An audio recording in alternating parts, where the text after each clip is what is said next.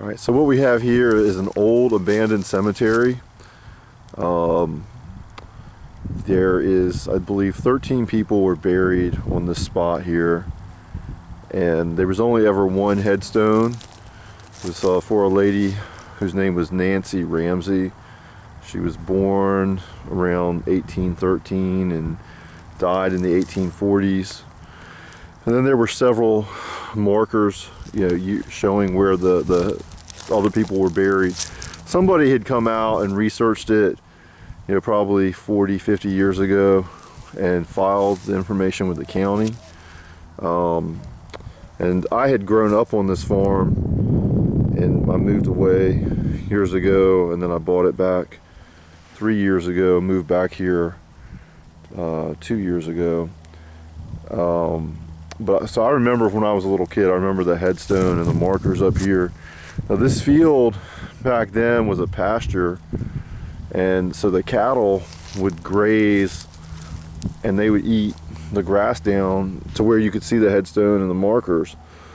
But then back around 1990, the cattle were removed off the place and it was just turned into a hayfield.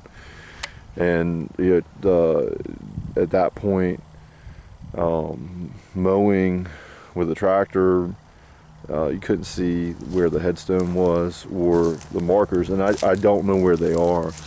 Now I know that they're in this area.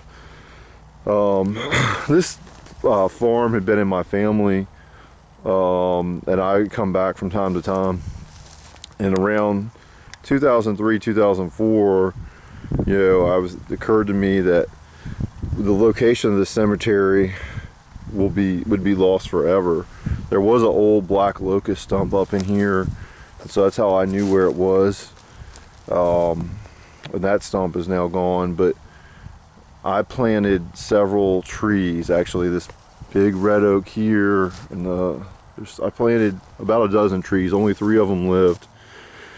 And then again, around 2011, I came back and planted probably a dozen persimmons, and there's 7 or 8 persimmon trees here now.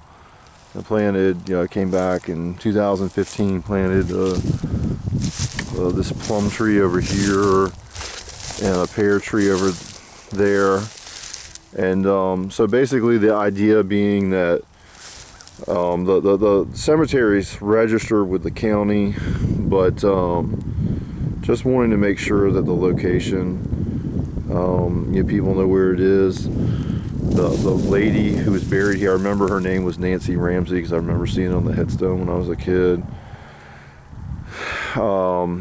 This section was sold off away from her family probably back in the 1800s, because it was a different family who had built that farmhouse down there in 1890. And now that's the abandoned farmhouse that when I bought the property, I spent a lot of time redoing that farmhouse, and now it's my office, and there's a series of videos on that on my channel.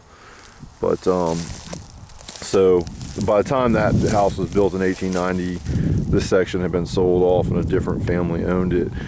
And they did not bury their family members in this plot. They probably buried them down in a church. It's about a mile from here. It has a big cemetery.